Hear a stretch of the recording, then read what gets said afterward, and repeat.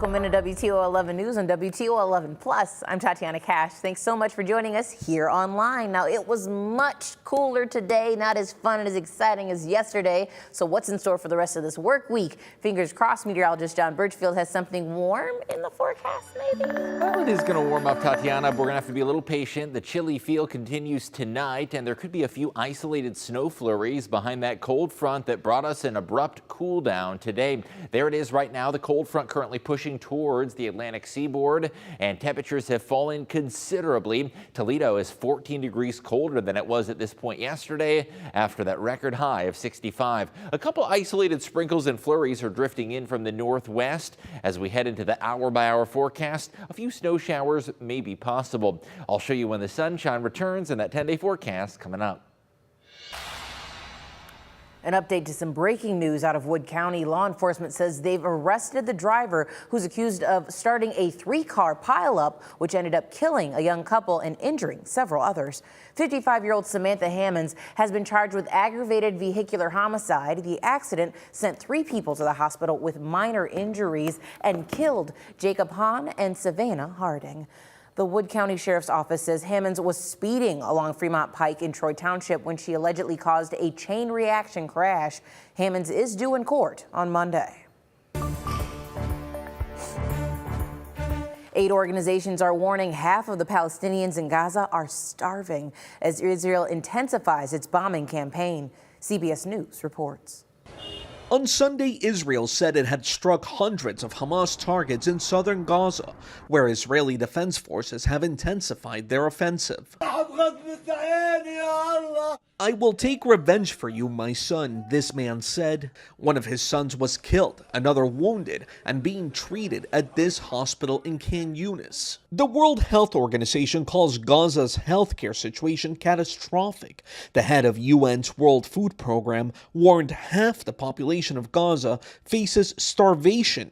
Vermont Senator Bernie Sanders echoing growing calls for Israel to minimize loss of civilian life inside the territory. You can go to war against Hamas, but you cannot go to war against the Palestinian people. Secretary of State Antony Blinken defended a move by the Biden administration to bypass Congress to sell nearly 14,000 rounds of tank ammunition to Israel while a foreign aid package is stalled. A small portion of what has been requested is going through on an emergency basis. That is, moving quickly so that Israel can have what it needs in hand. A new CBS News poll shows most Americans disapprove of President Biden's handling of the Israel-Hamas war, with few thinking his administration's actions are bringing things closer to a peaceful resolution. Cristian Benavides, CBS News. Turning to that forecast, after record high temperatures Saturday, it's back to reality with that winter chill to cap off the weekend. We are in the upper 30s right now, and it'll be similar to that Monday to start the week. That west wind also making for a brisk, chilly feel this evening. Overnight, it is going to be colder. A few isolated snow flurries may flutter from the sky. Overall, the impacts will be minimal, but still a reminder that it is December, even though yesterday didn't feel like it. Here's that cold front that brought us the significant drop in temperatures. Now there is rain and even some strong to severe storms pushing out towards the Atlantic seaboard. And behind that front, we have a few isolated snow showers drifting in. Temperatures across the Midwest and Ohio Valley have dropped as much as 25 degrees in the last 24 hours. In Toledo, we've fallen 14 degrees. Back towards Chicago, Fort Wayne, Indy, Louisville, temperatures have fallen 10 to 20 degrees in the last day. Right now, most areas are staying dry, but there are a few isolated rain and snow showers drifting in due to that west-northwest wind. The green shows you rain showers, and the blue indicates snow flurries that may be possible into the overnight. To give you an idea of how dynamic and strong that cold front is, not only did it drop our temperatures, but it's producing severe weather for parts of coastal North Carolina and Virginia. There are tornado watches in effect. We talked yesterday about the secondary severe weather season that December often brings, and there are lines of thunderstorms moving towards the Atlantic coast. For us here, the weather remains calmer. A few isolated rain and snow showers possible overnight. Widespread travel impacts not expected. At best, we're just going to see a light dusting of snow overnight tonight. Heading towards your Monday, those snow showers dissipate. There will still be some lingering cloud cover, but also a good deal of sunshine for your Monday as we make the way for some brighter skies this week. Hour by hour forecast, a mix of clouds and sunshine with brighter skies returning into Tuesday. A chilly feel is expected. West winds at 10 to 15 miles an hour. That breeze is going to be brisk. You're going to need that winter coat. Much of the day it's going to look like this, gray and gloomy, but some afternoon sunshine is expected. Planning out your day, we'll be near 30 degrees for that morning bus stop. Lunchtime 37 and into the afternoon 39. That's as good as we're going to do in the temperature department. Now long term, looking towards the week ahead, it is going to be an incredibly quiet stretch of weather. Temperatures will be in the 40s for the most part, and many areas could go an entire week without a single drop of rain or flake of snow.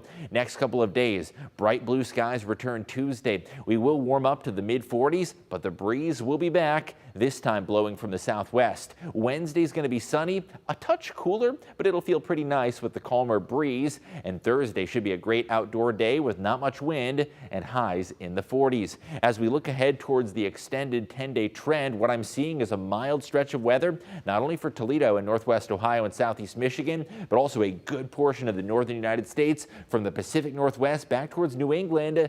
Here's that El Nino winter that we talked about. Mild weather is expected at least through mid-December, if not closer to Christmas. We do have that breeze to keep in mind for your Tuesday. Temperatures for the most part are going to be warmer than average. Thursday and Friday, those could very well be your favorite days this week with temps in the mid-40s and sunshine. Dry weather continues into next weekend, possibly a few showers Monday, but not seeing any signs of major storms on the horizon. Tatiana? Not bad. All right, thanks, John. Now, out in Findlay today, police officers teamed up with children for some holiday shopping. This morning was the 23rd annual Cops and Kids Go Shopping event, where Findlay area law enforcement shop with kiddos needing help this holiday season. And this year's shopping spree was at Meijer. Each kid got $200 to spend on clothes, toys, whatever they wanted. The Shop with a Cop event is a way to help kids connect with law enforcement and give them a Merry Christmas. The best part for me is just seeing the kids smile. I mean, their faces lights up when they're back here in the toys, and it's great to have that interaction with them and letting them know that if they need something, we're the people they need to come to.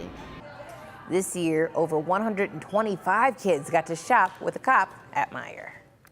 Bowling Green State University Falcons football team are on their way to the Quick Lane Bowl. But before they head out, there was a meet and greet at Schmidt-Horst Heritage Hall. Fans and community members got a chance to get autographs, take pictures, and socialize with players and one another before the big game against Minnesota in Michigan. Yep. Some fans look forward to meeting the team and come back year after year. We did it once, so why not do it again, right? I have no idea what their record is, but we handled them out there last year. Right, blind support. It's a good thing, actually. The 2023 team was also recognized during the first half of the basketball game before heading out to Michigan. Now, this afternoon was the Toledo Zoo's annual Polar Paws and Santa Claus 5K. Hundreds of participants put on their finest Christmas sweaters and Santa hats and attire to either run or walk around South Toledo. And while the Polar Paw is an annual zoo tradition for many, there were still plenty of first-timers. I've never done it. I've always wanted to. It's good Christmas spirit, you know. I love supporting the zoo. This is his first time doing it. He was on the Perrysburg Junior High cross-country team. So now he's getting into running, and he'll probably beat me today. That's awesome. Now, after the race, all the runners were invited back to the zoo to enjoy the lights before Christmas. Now, of course, we've been talking a lot about how Santa has been spotted throughout our area for the past few weeks, but he's not the only one visiting kids this holiday season. The Bavarian Sports Club had some special visitors today, St. Nicholas and Krampus, who've also been seeing if kids have been naughty or nice this year. The whole family got involved in today's celebration. Der Gemütlichkeit, ein Prosit, der Gemütlichkeit. Today is our Kinder Weihnachtsfest, which is a children's Christmas party at the Bavarian Sports Club.